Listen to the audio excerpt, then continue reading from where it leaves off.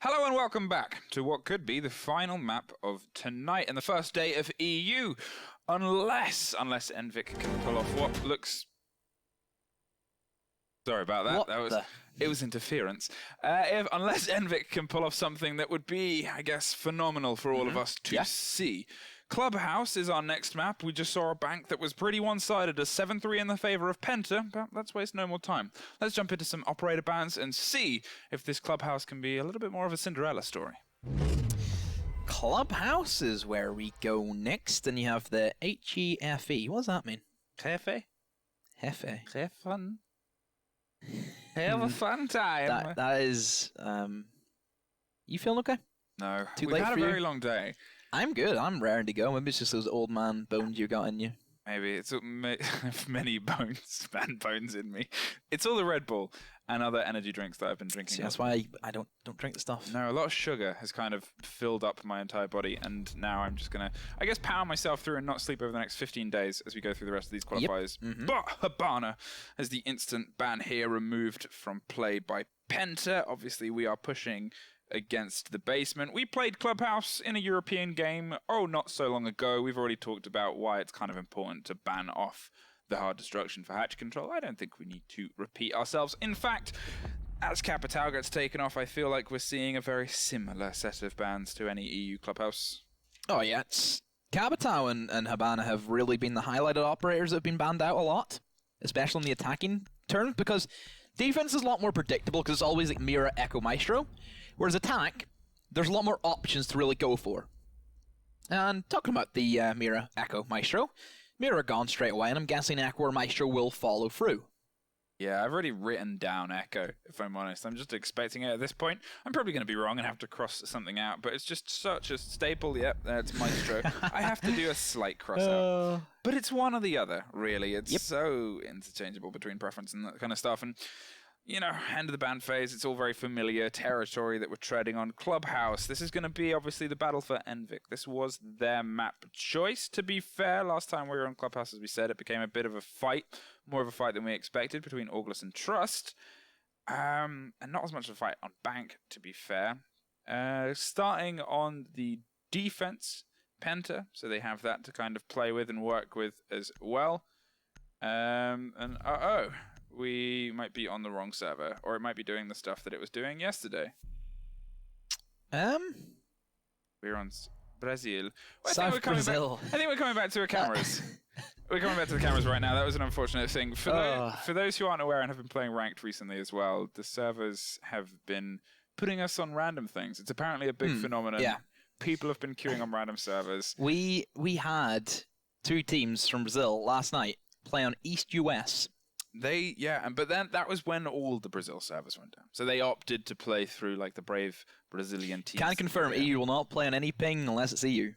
Yeah, we're delicate and will not be moved from this. Yep. No, it's fair, and it's just an unfortunate thing that we have to put up with the current build. But this is obviously one of the joys of Siege, and I'm sure everyone watching this is more than familiar with patches and updates and how it tends to go.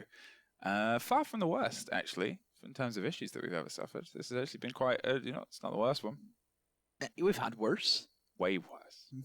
C4s don't crash lobbies anymore. That's good. That's great. That's in the plus pile. The down pile's sometimes there. But in the plus pile, that's remember whenever, C4 would just get tossed out and just kill everything? And whenever I say kill everything, literally the server included. What else did we used to have? If we get into the debate of what gadgets have worked, that's a long one. They often have a habit of just not. What about that glitch whenever Lion used to be able to spot an entire outline of somebody? Remember that glitch? That was a weird glitch because that. If you were just to move, you just automatically be outlined for a good 5 seconds. Remember that? Yeah, that was a really, really bad glitch. The glitch when Thermite had frag grenades? No, that was a good one. That was a good glitch. Always remember. Fragmite really just defined himself in that era. IQ, Super 90? Was the Super 90 a glitch? The Super 90 glitch. Where the Super 90... I think we can call that definitely a big glitch. Yeah, that was kind of fixed. And then they made shotgun snipers later on in the game. So I guess they decided to opt to bring it back. Either way. Yeah, you could you look at the shotgun snipers with ACOGs, they're really strong. And then there's the Boss G, which still no ACOG. It's a bit of... I've heard there's something about the This boss is my G. disgusted look, by the way, with no Boss G. Someone is calling for something to do with the boss G. I can't. Some Swedish guy. I've seen it once or twice, and only once or twice I've seen it posted in the chat of Rainbow Six streams. It's rare to see. It's one of the lesser seen things, I think. Isn't it something like just like Boss G, ACOG? Something Boss G? Something Boss G, something. Either way. It'll probably never happen. Nah. Don't say never. Wink. Yeah. Wink. Throw the wink. What are we winking at? I don't know. The audience, as we kill time and wait for the server to be put back up. We've done well at killing time. Yeah, we could always do rock, paper, scissors. Oh, I don't think that's going to go down well. But Jack can do Are rock, paper, you scissors. terrified? Do you think you can't beat me in rock, paper, scissors? No. What I'm thinking of is how can we make this worse for the chat moderation team right now? What can we get them that can just get spammed a whole load? What can we invigorate the people with? I seen like the worst one ever. It was spam this Earth to help out G2. That's absolutely horrific. Somebody hasn't got the aim of the game. We'll see if chat can count to 20 successfully. But if you do the same number, you've got to go back 20? 100? Come on, okay, guys. 100. Get 100 going. Dream big, EU. But I guess we'll have to do that in the meantime. As we actually just go back into the game, let's go back into Rainbow Six. We've done well there just for chatting absolute nonsense. I know. Maybe we should, we could be like the USN casters. Oh. They chat nonsense. Wow. Didn't they do a 40-minute fill time the other day? Yeah. That's unbelievable. Veli and Stokes, I think it was. Veli just, I don't know. Veli's just here. That's skill. That's skill and earnest power. If only Veli had skill and ranked. I would have to carry him every match. Feels bad. Someone get that man's R6 tab. We set ourselves up for the basement hold as the opener here. Penta starting on the defense, obviously coming off the back of a 7-3, which is a nice place to be. In the previous game, the diffuser went down once, and that was in the very final round. Otherwise, the diffuser didn't get planted at all. I could honestly see the same thing happening again. I feel as if Clubhouse can, yes, be very revolved around the plant, but at the same time, if you look at basement, that entire collapse that the attack wants to go for in defense, sometimes it literally just comes down to the kills. So you look at the bans, and Habana being gone, and Maverick being open, so this means that the basement will be a lot easier to hold if you are Penta, whenever you're on the defense, and then if you're upstairs and you're trying to hold the cache, then it could be a lot more difficult for the defense, simply because Maverick's there to open up that entire double wall. You don't have to worry about, of course, getting bandit tricked, which, honestly, there's been a lot of lacking bandits around the scene currently on Clubhouse. Yeah, I mean, it's the kind of way that people have swapped around to different play styles. They've opted for the Kaid to kind of keep that a little bit at range, because people are so good at clearing underneath on certain points. They're so good at getting into places on Clubhouse where otherwise Bandit is going to be an absolute victim. And I say underneath, also above at points like this, whereas Revan here on Kaid can be a little bit deeper, a little bit further away. Kuda is going to open up the frags, and that's very good for Envic as they drop Blaz and start this the way they hope to continue, find a body. And from that point on, they're going to roll further and further. And now it's just a matter of cracking open this motor hatch and continuing it as a random floor bang. And that is just always an unfortunate way to die. So that does leave Penta without Blast, and more importantly, a C4 off the table, and that's one of two, and hopefully, pretty sure Revan should have a C4. If he has the impacts, I don't really know why, because C4 is just generically better over the impacts, of course, and now Envic, this is great for them. They've got the first blood. Nobody from Penta has decided to go for the roam game, and they're going to try and drop in towards Moat and open up the triple wall, and actually does have the impact, so we're going to try and go for the impact trick, but this one is tough enough to try and land, and let's see if he can make a success, and yes, he will do so, and Hungry, of course, can protect him, so he doesn't have to worry about anybody pushing in towards his teammate, and just holding firm is how it goes in Envic. Now, they're a bit of a slow point after that did happen. Well, Hungry cuts a man in half and is going to try and swing around and just pre-fire anything that gets close. Losing the Thatch is a bit of a big loss, but at the same time, you've already done a bit of the busy work to get yourself in there. Heroldi's trying to put pressure on the blue side as Revan shuts down JK through the wall. That is the Maverick gone as well. So at this point, Keed could pretty comfortably hold this, but they're just going to get the man as he tries to drop in. They've lost the first body and refuse to lose any more, as Penta locked down that first round in pretty convincing fashion. That's where they were lacking the Habana to be there, of course, and that's why they did ban that for Penta, because it does make that basement a lot easier to hold down. And that's the whole point of banning that operator. You don't have that same kind of little feet holes that you can, of course, make, and you can't be impact tricked from that point. Whereas Thermite is very prone to being impact trick, and we've seen as soon as that happened, Envic just stopped in their tracks. Nothing came off it, and it just kind of shows how prowess the shotgun play can be from a smoke inside of Moto. He just walks his way through and taps 1, 2, 3, how many it is, doesn't matter. Smoke rules that room all day long. Wow, CCTV and Cash we're going to opt to go to next. And one of the things that we saw from Penta previously was that they were being a little bit more creative in the holds that they wanted to do. Yes. You didn't tell me you were Spanish. I'm sorry, I was trying to hide it. The same way that you have to disguise your accent a little bit, Don't start. Heavily Don't begin. disguise mine. CCTV and Cash is where we're going to head next. And one of the things that we were saying about Penta before was they were kind of trying the slightly lesser familiar points and getting themselves used to it for whatever reason. Maybe they were just trying to stretch their legs and their limbs and find a bit more of a ground. So far, this seems like they kind of want to be through and done with this as quickly as possible. Bringing things like the Echo to keep the big control. They've got the Valkyrie as well. Curious who they're going to throw in the top floor of Garage, if anyone. Probably the Legion, but Echo with that ACOG can do absolute beast work. They've just got a lot of utility for information at this point, and they're setting a lot of it up on this side. And there's the cool man Revan, just kind of chilling, charging his goose. Envic have not brung an IQ, even though Valkyrie and Echo is available this game. And generically, whenever you see a Valkyrie and Echo up, you always need to bring that IQ. Because you're bringing one operator to counter 2, and that's a massive payoff. And you always think of Rainbow Six Siege where different operators counter different operators. You know, you look at the Thermite Bandit kind of thing, where Thermite, of course, cannot get free bandit charges. Then that's where Thatcher counters him, and then everything just kind of collapses. If you're bringing one operator that counters 2, that's great. It's like bringing a Thatcher whenever you know a Bandit and Kaid is going to be up against you. Well, Yannick's is looking for any aggression against the door underneath. They've put, actually, on the question of it, if I said who's going to be in here, the Legion or the Echo, but why not both? And they've thrown both of them into the garage, one to hold high, one to hold low, and otherwise enemy is going to look towards the now open eastern side and try and keep that closed down. On the other side, Ara with the frag grenades is ready to try and cook anyone out, but did just hear Blaz knock that window from Jim and is going to drop out of there. The Valk had the eyes on that, hadn't got the prep in. They're cracking open the bottom of garage, but no one is there to react quickly. Pre-fires the turn, and the two men are dancing at very wide arcs, and neither, unfortunately, meets the other. As Ara finds Yannick's, and it is quickly starting to become a little bit more of a consistent push from the sides of Envic.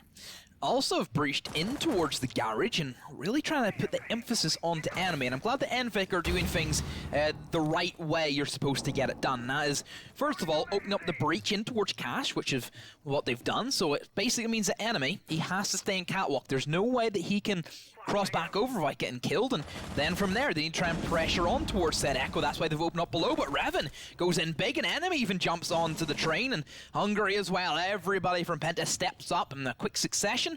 Now it's just down to Thermite, lonely Thermite, who's up on the rooftop with no real way to go apart from a clear death. I appreciate what he's got on his gun there, the keep calm and breach and clear. So that's just a little thing I noticed there, and I like that the Penta are bringing their own charm, but that is a second round in a row for them. 2-0, and both times they've lost the opening and then just kind of gone, oh no wait, we're not supposed to die, and then completely swept back across Envic, who are struggling so far to find their way against these Penta defenses. Their setup looks really strong. They're doing things the right way. The only thing that I could kind of pinpoint is that they don't really have a player that we kind of look at and go, we don't really have that standout player from an Envic, and I kind of feel that every team needs to have one of those, because generically, every team does have one of those players. Yeah, this is like a team that's kind of falling well into each other's beats and patterns, and maybe their usual standout just isn't having a great day, and we're not too sure.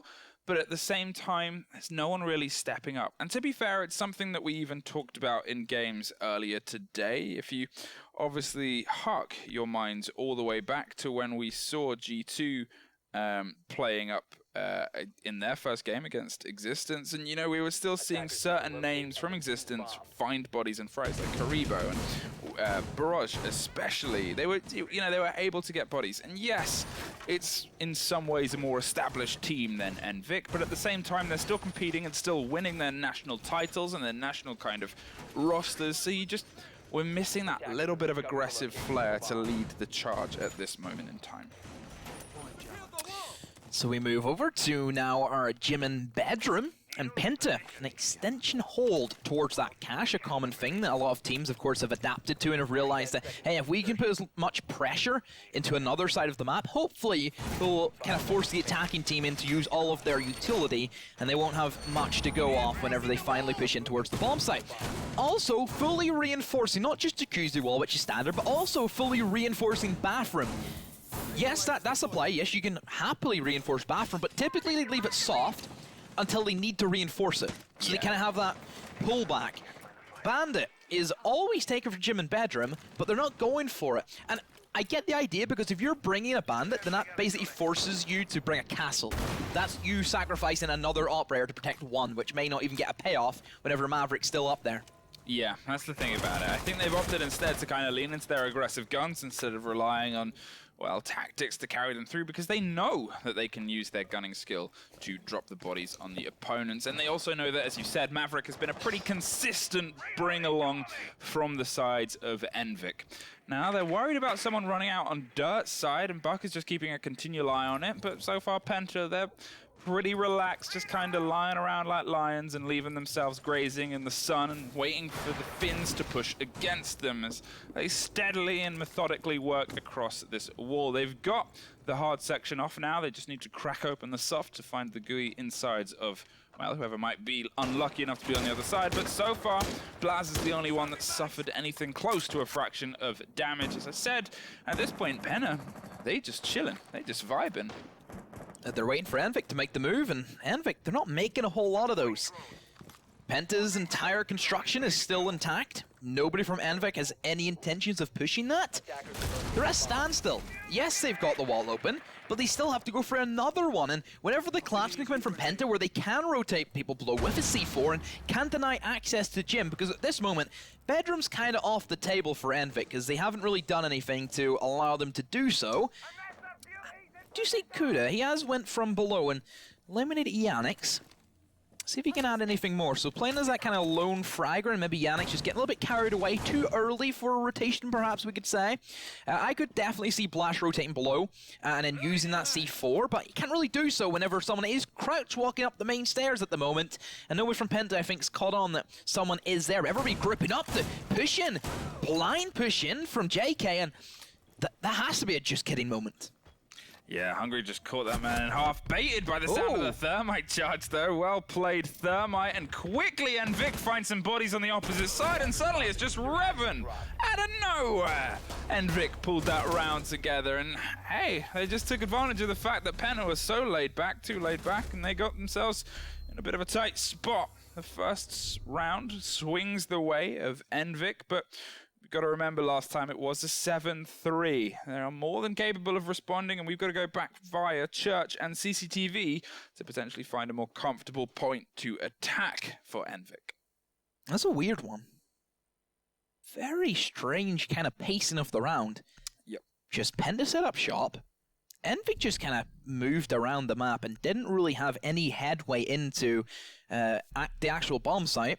Then we see a questionable play from JK. He just walked in. Great play, though, from Thermite to bait the Thermite charge. And then just quick kills come in from Envic. Weird. I mean, yeah, it was a bit peculiar because, as we said, they were still kind of focused on the Jacuzzi wall, but I guess it was just Penta resting on their laurels a bit, giving over a lot of ground. Obviously, they did manage to take out Yannick, who has been the opening death twice in a row. And across all these 3 rounds, the opening kill has been the favor of Envik. They've managed to find the opening body, and then from that point onwards, usually, Penta just shut it down. But this time around, I guess they were just a bit too relaxed and a bit too lax. Well, they're getting themselves set up now for potentially another swing at it. They're going to try and hold on to CCTV. This was a bit of a fight previously. Obviously, they managed to get in and get against the Church Wall and start trying to get it open, but from that point onwards, Penta closed it down pretty emphatically. I'm curious to see if Envik try a secondary push, maybe a different location, and focus on hatches with the Maverick first, or try and get some more bodies and more control via vertical destruction with the Buck and the SAPPHIRE. Or if they're just going to try and take 2 and see if they can trust on a little bit of a better luck in terms of the trades when they're actually breaching and breaking onto the point. Talking about Yannick's there with his opening deaths. He played 104 rounds in Pro League this season. He had 20 opening deaths, so nearly 20% of every round he played, he died first. So 1 in 5. You know, sometimes that happens. You live by the sword, die by the sword. But then you look at Blas, 24 opening kills for him. So that was strong enough, and whenever we're kind of comparing everybody's opening kills to someone like Citizen, who had 28, he was actually best this season by Secretly with 29 opening kills, but then Secretly also had 30 opening deaths, which that's a big old number to kind of put yourself up against, and nobody had any more than 30 opening deaths from Secretly. Well, as I said, if you live and bask in that aggressive position and the aggressive style, you can, you know, it's glory or death, really. It's one of those kind of roles, and some teams bask in that kind of stuff, and some teams love having that kind of player and love having that kind of style, and other teams it's a nightmare, and they go, never do that again, please never do that again. I guess it's just within Secretly's wheelhouse. Ara is quickly cracking open as much of this kitchen floor as possible. Enemy, however, has just tried to sneak around the back, but the cover was there, and Daisari yet again keeps the role of them getting the opening frag. But as we've seen, out of the 3 rounds so far, 2 of those times hasn't mattered, and they've quickly been able to swap it down to a 4 operators left standing, only 1 person being dropped. Not this time, as Yannick yet again suffers a fate, and that is Haroldi being able to find another body, and now it's just a matter of finding their way via blue, cracking in behind them and drawing as much attention towards the front side as possible via the kitchen and motor hatch, but it really looks like most of them are stacking up on the opposite side. So Penta, 3v5, and that front entrance is where they're trying to put a lot more pressure towards, but actually Envik, they're looking for the back. Only 1 guy is pushing towards main stairs, but there's Revan. He will open up onto, again, those people pushing in towards blue, but then the quick refrags there, and it has to have opened up the bomb site now, simply for Envik to walk in. Diffuser had to go get recollected by the Thermite, and just, slaughterhouse for Envik. They simply pushed their way in. 2-2. They've brought themselves back into this fight. They've been aggressive, and I think they've kind of realized that, well, they don't want it to end the same way the first 2 rounds started, and this almost looks like a reinvigorated team compared to the first map. At the same time, Penta seems still a little bit sleepy. Wake up. Come on. Yeah, they've not really brought themselves into this firefight so far. Going to opt to rotate on the point anyway, even though they lost it, and they're going to find themselves heading up to CCTV. But Blast obviously hasn't found his way off the 0. Enemy and Yannick, who again are both capable of putting up these big numbers, are just a bit lackluster so far. Cash for Penta once more. They did defend it last time, and it was a nice attempt from Envik in kind of what they were going for. It looked really solid towards that kind of opening half, but then all of a sudden, Penta just came in swinging, and everybody just picked up a kill or 2, and yeah, Envik were just left in the dust at that stage. Quite similar to kind of what happened there with Penta. You know, they just lost their members very early on. Just a complete collapse has happened, and everybody won their 1v1s, and then that puts, of course, teams in the deficit positions, which is very difficult to ask of only 1 guy to try and clutch like a 1v4, for example. So Penta looking to set up in the exact same way, same operator lineup selection of Enemy. On the Echo, can play up inside of Catwalk all day long, and has that intel, of course, being gathered by the drone. Still no IQ from Envik, even though intel is a massive thing that Penta try and play for this bomb site, so definitely something to look in towards. But you look at that lineup, where does IQ, you know, kind of fit? What spot does IQ take? Buck perhaps could be one. I think you need to kind of keep the Sophia. Sophia's just too good to try and clear out Garage, and you need Thatch, you need Thermite in case Bandit or Kaid ever kind of slips through the cracks, and Maverick obviously there as well. And yeah, just for Envik, I don't really know where they could fit in the IQ even if they have the chance to. Well, Heroldi's trying to find the long angles here as they push against a point. And again, they lost previously with only finding one body in the meantime. But you can say the same about Church.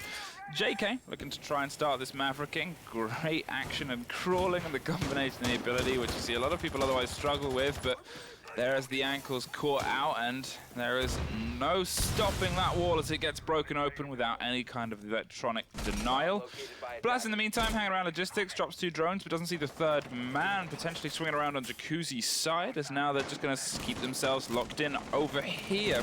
It seems like Envik are responding well to what Penta was doing. They've dropped in logistics, they're pushing aggressively against Blaz, who is finding less and less space to play with, and Hungary needs to kind of double up here and offer a little bit of support and just slow the roll. And you can see the Echo drone is going there to help as well. He's desperately wanting to hit the wall properly, but is instead just going to cover the escape, soft this up, and hand over more and more land towards Envik, who are finding themselves comfortably surrounding the point.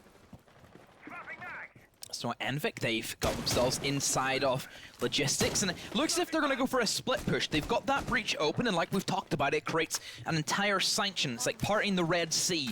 You force everybody in Garage to stay there as long as you have still one man outside the breach, which, to be fair to Envik, they do. And now they rotate around in towards the A-bomb site, but there is C4s below.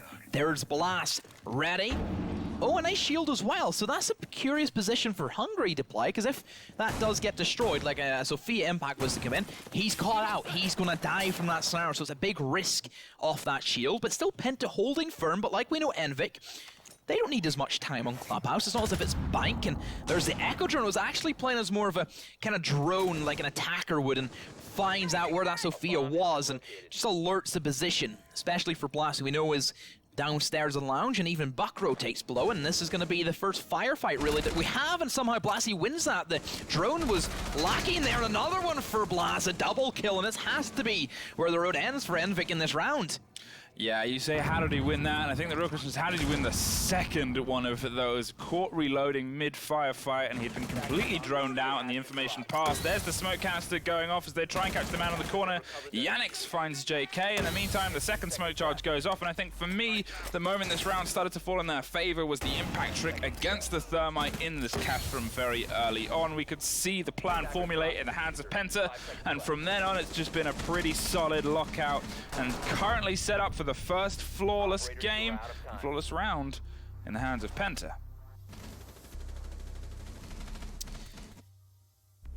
Blast finally wakes up. We highlighted him. No kills, a lot of deaths, nothing really to bark on about, but finally he gets himself into a great position there, and it puts the pressure on Envik. Whenever you know there's going to be a Valkyrie below, it forces you to push him. Because everybody knows if you allow a C4 operator to stay below you, it doesn't matter if you go in for the plant, you kill everybody. As long as that one C4 lands and it hits its mark, that's the round done and over. So for Envik, they prioritize that a lot. But there's lack of droning there even for Envik during that light round. If you know there's going to be a guy downstairs, why are you not droning him? Why are you going in blind? Sure, you can go in blind, but they went in one by one. Sophia didn't wait for the buck. Yeah, I think that's the...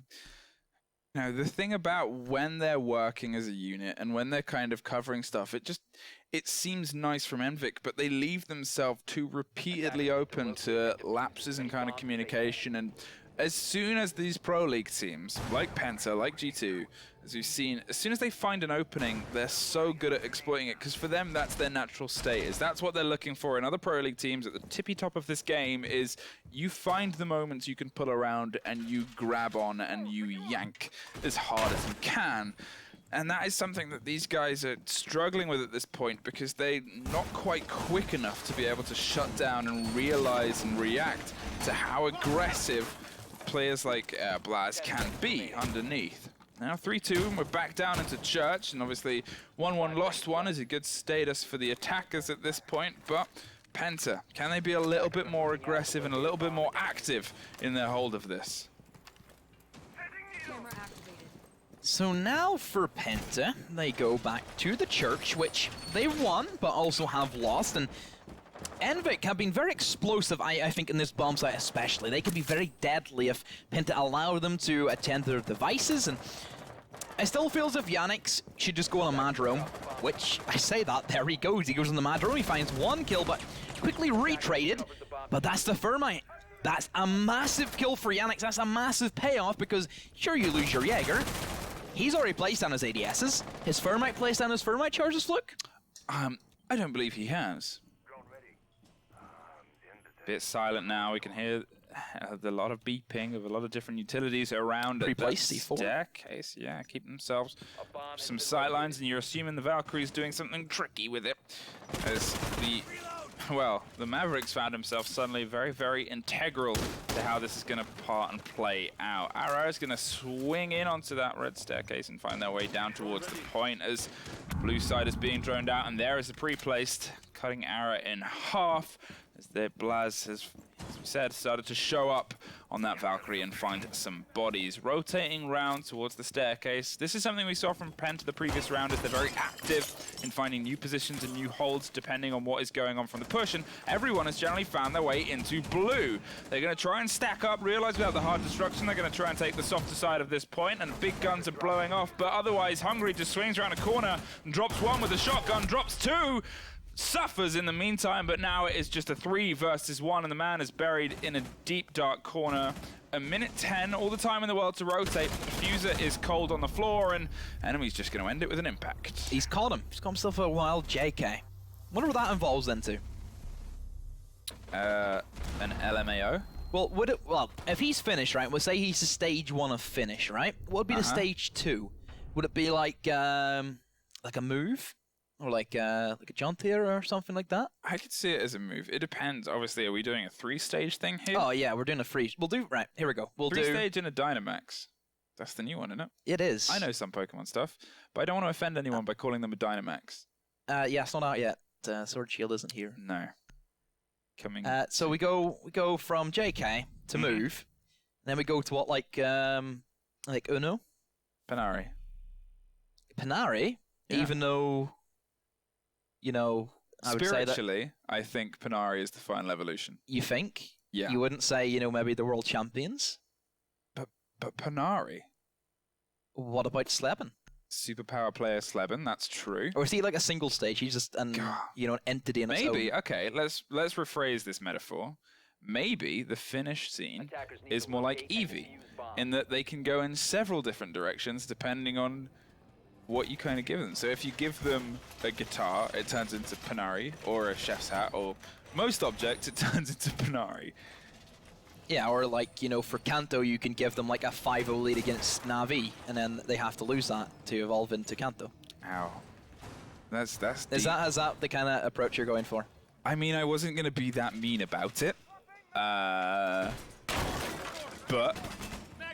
I technically, it is the approach I was going for, but I wasn't going to be that mean about it. 4-2, Penta are in up against this Finnish team. That is, as we said, the evolution, and they're trying to find their way into this firefight now, setting themselves up on this basement point, which is, well, as I said, it's had mixed success for them so far. 2 of the rounds have not really gone their favor, and those are the 2 rounds where Penta have looked active. Penta, previously as well, on their attacking rounds, they're the only ones that have got a diffuser down. They won 2 and lost 2, so it was a pretty balanced bat.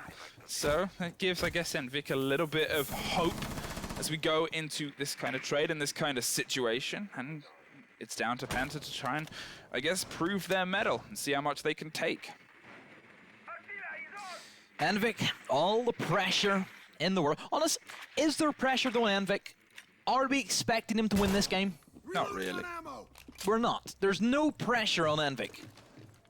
Honestly, more pressure on Pentix. If they lose this game, and eventually if they lose the series against Envik, well, boy, someone's gonna get a Reddit post. I mean, yeah, get many Reddit posts, and I guess we'll see how this kind of comes to fruition. The fact that obviously they've already lost the Ashe very quickly, and yet again, Yannick has found themselves out of the equation, and faster than a speeding bullet, that is Ashe. with only a little bit of damage suffered on the shoulder of Kaid. They've got a hatch open. There's a minute 42. They're not wasting any time, and they're pre-firing every angle that they can. So obviously it was just a matter of throw Ash in, see what happens, and unfortunately she suffered a fate, but now you can see them setting themselves up to start pushing aggressively. Enemy just rolls straight in. They now have this wall, and there is a C4 shutting down Blast as well. They're putting more bandit charges up and trying to bait them with the Thatcher, and Thatcher off the table now. They're going to have to try and rely on trickery, but the impact holes are above. That's going to be a bit of a disaster. Revan at least finds one back in their favor. Deep in blue, Heroldi suffers, and now it's just a matter of getting all these explosives closer towards the point. As the smoke canisters go off, another man goes down on the far side, and that is your smoke out of the equation, with Hungry getting a double as he just eases his way right into this point, quickly swinging it into the favor of Penta around the back of the side. They find the team and find all the bodies that they need to. Ara finds another, brings it to a double, rotates round on Moto, finds another, brings it back to a 1-1 on a triple kill, can quad this out with some amazing clutch work, and there it is! Ara for Envik does unimaginable movements this round. Ara had no right in doing that.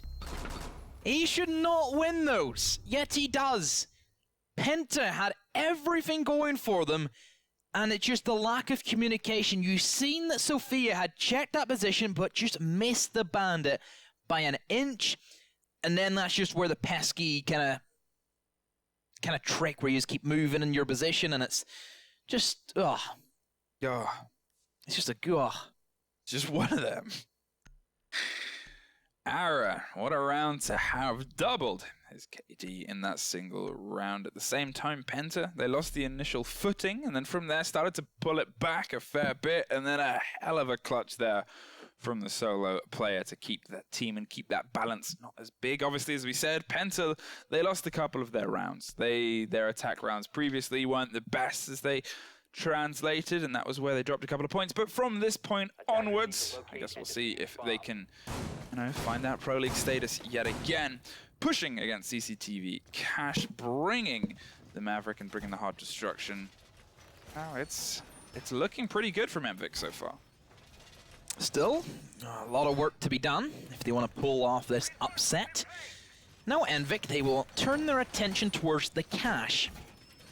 So reinforcing in towards that garage, they have a fairly chunky lineup, bringing the Doc and the Echo alike, and probably going to see Doc playing top of Catwalk, and a bit different compared to how Penta played their Echo, where their Echo was top of Catwalk. I think that Echo will probably be in bomb site, because Doc's kind of like the obvious one, because even if Doc gets nade and he gets down, he can revive himself back up, whereas Echo, of course, doesn't have that luxury. And I guess Echo Drone set up nicely, and there's a spawn kill, and really, that's what I think Ara was kind of lacking even in Bank, was these aggressive plays. Just go for a spawn kill, why not? I highly doubt Penta would have expected one at this stage. I mean, they've taken care of the Jackal. There's worse operators to lose based on how they've been kind of playing as a defender team. They haven't been on the roam too aggressively, but at the same time, when those start to pay off, when those spawn peaks start to work, from that point onwards, it can really give a team a lot of energy and a lot that they can translate. Heroldi gets shut down by Yanix, who is normally getting good frags or being the first fragged, so this is potentially a round working in his favor, but it's Jaeger taken out of the equation. Not the worst loss to suffer again when we talk about who is big and who is a nightmare to drop. Droning out the top of Garrett and trying to find a way to push inside. They obviously still have the Maverick and they still have the Thermite. They don't really need the Thatcher to get through this wall nowadays, but they've still got it just in case, and they're going to make sure the ankles get bit on anyone that approaches this. Not going to try and impact it or anything. That wall is now open, and now it's down to see if Penta can find a secondary way in, or they're just going to try and brute force through onto this CCTV. It's now JK, still playing top, and oh, he did see the head. But Hungry not peeking again, and I say that. This is tense. Fully exposing himself now, but Echo also not looking for it, but they know he's up there. There's Kuda, manages to put down Revan. Hungry still just fishing for the Echo, but not biting at the moment. So now for Penta, the pressure's on, and honestly at this stage, Okay, I was going to say Hungry's not really doing much, but then straight away, JK does peak and he gets his just desserts, but it doesn't really matter whenever you're still at the deficit in a 2 versus 3, and now a lot relies on Hungry and Enemy to make this a success. Oh, that's lucky for Hungry. That's completely swung things into the favor of Penta now, whenever Garage Control is in their favor, and of course, once they get that fuse down, and a post planet is always going to be tough, and with no C4 on the board from Envik, they have to rely on the smoke grenades. Wow, the smoke canisters are still kind of close, and we just saw one pass across the front of the screen. Pops out the stun around the side, and Enemy is going to double up over the shoulder of Hungry, who, well, living up to his name, finds another body, goes for the plant. There's one more gas grenade in pocket. They're pushing close, hit by the stun around the corner, trying to plant the diffuser, but so far no luck. The health has ticked further and further down. The shotgun just behind the man, hiding on the other side of the soft wall, and more gas is going to make Enemy even more soft, and there he goes, falling to the floor with 7 seconds. The smoke just has to play further away. The SAPPHIRE has to push for this. It's just in a sprint, run away for it, and no! Brilliant game sense there from the smoke to pull that round out. What? How are Envik no, not even how are Envik getting away? How are Penta letting them do this? This is not Envik's doing. This is Penta looking extremely strong, and honestly, if I'm Hungry, I'm probably going to start to get tilted. Because he's just ran in. Last round he got like a triple kill. This round gets a triple kill. Literally pulls it out of thin air. And still, he loses. Yeah. I mean, it's tough to see because you're just, at this point, it's one of those frustrating situations for Penta. Because when they keep losing, it's down to these great plays and these great clutches from players that are just digging their heels in and finding a way to pull a round out in a situation that a lot of others wouldn't be able to. Now, it's an impossible thing to rely on, sure, but it just shows that they can't quite find themselves in this game with the same fire that Envik have. And I guess there's more on the wire for them, sure. But at this point, it looks like we're potentially careening to our first third map in a best of 3. Again, we've got to remember that Clubhouse, you know, this was Envik's pick. This is a map that they should be more comfortable on and should be more familiar on, but still, they're refusing to go down without a fight.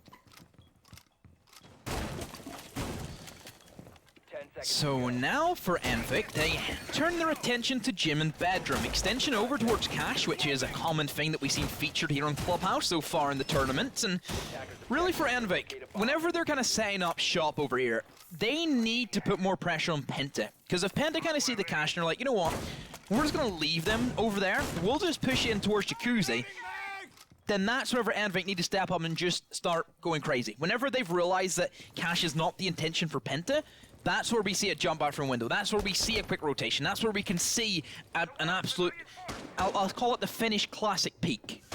The classic Finn. A nice bit of vintage Finn for your morning. They've got this wall open pretty quickly. It seems like... Why is it soft? Good question. I don't have an answer for you. But they've taken full advantage of that. Revan is wasting no time in cracking that wall open again. The pace of Penta is something that we've seen a bit, and I'm glad they're getting a bit more ferocious with it. They were otherwise a bit lackluster. Bold Castle there just swings across the open window, fully aware that they're going to be watching it and peeking it, and suffers the fate as Daikiri gets taken out of this round. And it looks like Penta are getting themselves set up for more of an aggressive push here. So you bring the Bandit and you bring the Castle, yet you forget to reinforce the wall that Bandit and Castle are brought for. Intriguing, because you may try and argue with me and say, oh, but no, they're trying to Bandit trick in towards bathroom. You can get naded from above. Very easily. You can't do that with Jacuzzi Wall. They removed that feature. So now for Penta, they have all the time in the world. They have all the pressure, but there's the finished peak. That's what we wanted to see from Envik, is whenever things aren't looking their way and they feel as if, hey, I'm not really doing anything over here construction, I'm going to go for a peek. They went for that peek and it gave them a kill, but still the refrag is there from Penta. Playing together as a team is really what's pulling Penta away, and it shows, like, you know, how long Penta have been a team against Envik, you know, who of course are the lesser team who don't have that Pro League experience that Penta bring into this matchup. Well, the bullets are flying in now across the spot, and well, there falls another member of the Finnish team, and they're inside the gym now at this point, opening more sightlines to be able to take these firefights as smoke canisters pop off on the other side. But with the diffuser, well, there's Haroldi finds at least one back in the favor, but at the cost of almost all of his health. It's a 3 versus 1 and a teeny tiny bit now as the smoke is all out of canisters. He's going to try and rotate his way around the back of the point. Again, concerned about the cover. Revan finally finishes off one, and Penta put themselves back into a swing where for a second it looked like things might not be really going their way. It wasn't so much to a good Penta attack, it was more of a very sloppy and poor setup from Envik. Not reinforcing that wall and also bringing Castle and Bandit just makes no sense to me, one bit at all. Yeah, that was a bit of a surprise. Who needs to castle the window when you can just be Castle and stand in the window and pick the firefight? Like, literally the windows that Castle is designed for, you're not even castling. Yeah. The wall that Bandit is designed for the Bandit trick, you're not even Bandit trick. You're not even reinforcing it. You're not making Penta work for this victory. Honestly, up until now, they were making Penta work. And that round just completely thrown everything out of order.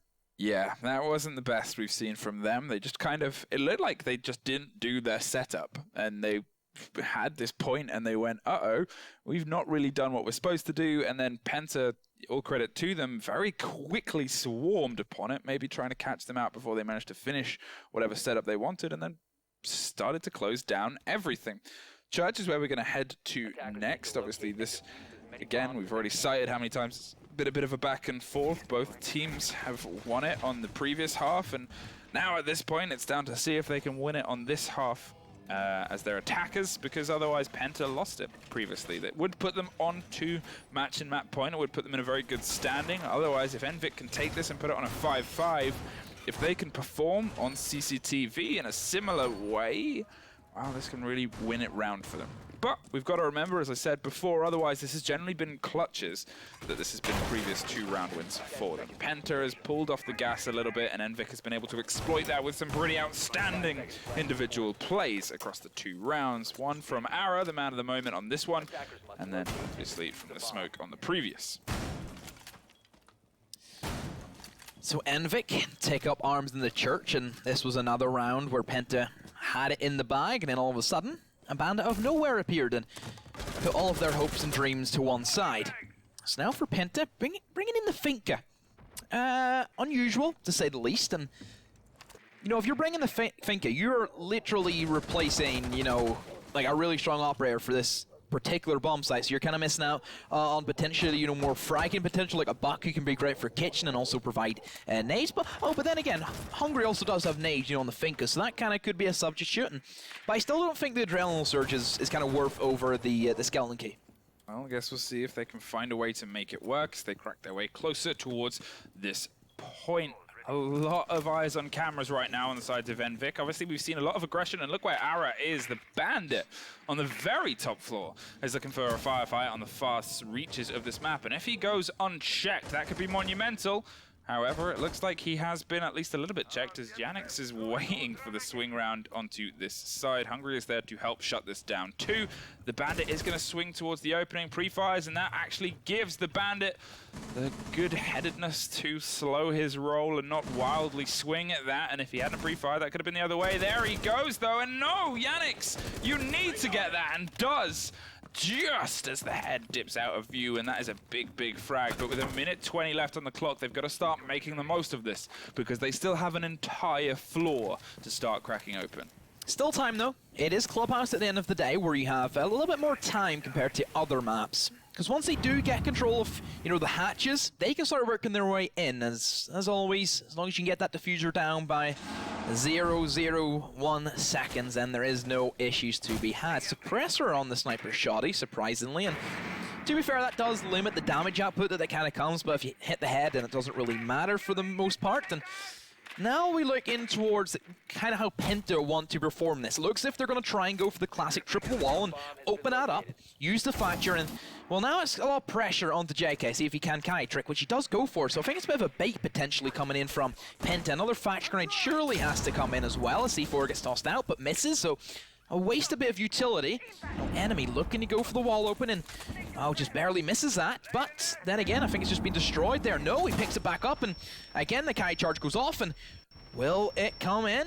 Yes, it will. It's a success, and enemy knows exactly where the kite is. An easy pre-fire, but Revan, he jumped on it before that. 2v5 now. Envik in a rough spot to go for, but we have seen them clutch this before, but I think this one's going to be a little bit more difficult for them.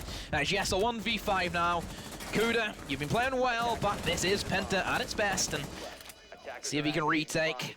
Too many men, I feel, though, still for him to do it. Can add some kills onto the KD, but everybody starts flooding away from the bomb site, and there you go, from blue, the Thatcher pushes in, and Penta, map point, series point. Well, yet again, in this exact round last time, was the one time we saw the diffuser go down. This exact round 10, and for the first time we've seen the diffuser go down. Again, it's not the biggest stat, but it's an interesting one. Match point, 6-4. This difference isn't quite as big as the 7-3 previously, but if Penta play the same way they just played, I mean, it's hard to imagine them losing. However, if we look back just a couple of rounds, it was pretty consistently in the favor of Vic. They seemed very good, very together, and they've just got to try and find the momentum. So far, this game has actually been back and forth in pairs of rounds for its entirety. So if those more fun statistics to be believed, this could swing back into the favor of the Finns. They've just got to try and find, as I said, the fire that once previously existed in their barrels. CCTV and Cash, not going to opt for Church again, instead going to swing back to the top floor. DeKB swapped from the Finka, swapped to DeKB, even. And yeah, let's see if Penta can lock this off, or if the Finns can find a way to bring it to map 3. Protect your bombs from being defused by attackers. Envik, Cash for them. Setup, bring in the mute, which is going to be a great pickup, especially whenever they go against the Dokkaebi. And of course, if you didn't know, if you're in the radius of a mute jammer, it will not ring your phone. If you have your phone ringing and you step in the radius of a mute jammer, it will automatically turn it off. Another fun fact is that some people don't know is that Echo is actually immune to the phone calls. Do you know why that is, Fluke? Why is that? Because in the fictional lore of Rainbow Six, Echo and Dokkaebi used to go out with each other. And she blocked, and he specifically blocked her number. Oh, really? Yeah. Wow. Did you not know that? No, I didn't. That's the lore about it, yeah. Is this from the new lore sections that we all got? No, this is like old stuff. This is like whenever Dokkaebi got added in. Oh they explain that. That's why he's immune. It's because they used to go out and then it must have been a bad breakup and he blocked the number. I feel like CG artists, they do a lot of great stuff. I follow a lot of fantastic CG artists. I don't think I've ever seen Echo and DeKB in a drawing together. Maybe I follow the wrong artists. Who knows? Inventing their own lore. The monsters that they are. Opening up Garage very quickly, giving themselves the sight lines all the way across. We can see, I mean, it's a bit of a slow and steady push here. Otherwise, yeah, it's Penta setting themselves up, being ready with the DeKB, being ready to get the calls in and find their way to crack open this point. They have the Echo, they have the Valkyrie, they have the information to lead into this. Maybe some aggression could go the way of Envik as they lose the first fight. That is Yannick's. Again, he's either the first to show up aggressively or not aggressively, and can they try and find a way to claw back from this? Be a tough one for sure if Envik make this a success, but we have seen them pull off clutches before, but does the Penta are ready to lock this out, and here comes that engagement once more. Somehow, JK doesn't land the headshot. That's baffling, but still Yannick's has kind of found a bit of energy and potentially the final round, and has picked up yet again another kill, this time on the Valkyrie. And well, there's Revan, and surely this has to be it for Penta. They have to take this win, and yeah, just an absolute slaughterhouse for Penta. Envik now, 1v5 once again for Kuda. This is the exact same scenario he was in last time, and well, flawless to finish off. Penta, they move on to the next round, and they send Envik out of the tournament. Well, there were points today where it seemed like the standard team that we expected to go through wasn't quite going to make it, and then they quickly found a couple of rounds and reminded us all just what they are capable of. Some pretty big teams and big games have progressed to the next round, and if anything, that just shows us, oh my, it's going to start heating up soon.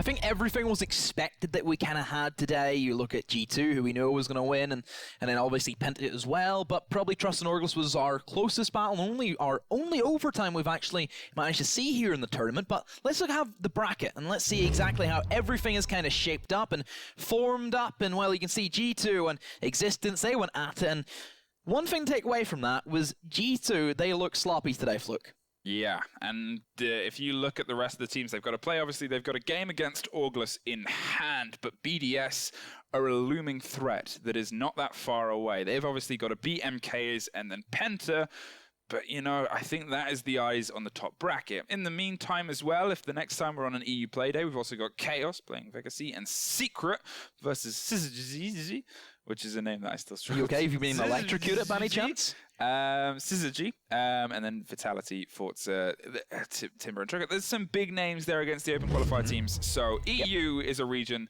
that is about to get very explosive as we get closer and closer.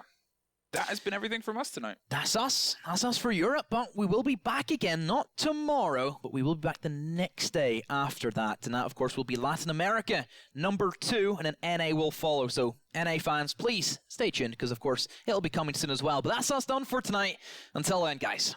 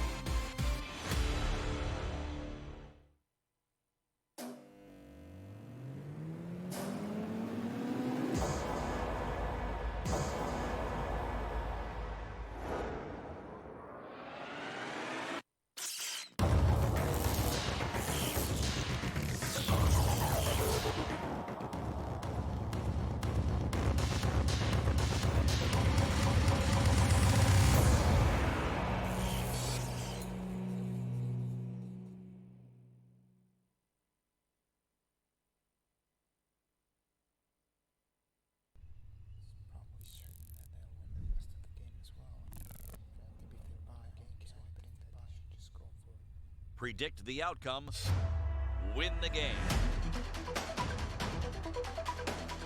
Get live coverage and schedules for your favorite tournaments. Analyze, predict, and vote to gain points. Compete with other esports fans and climb the leaderboards. Strafe, everything esports. Download now on iOS and Android.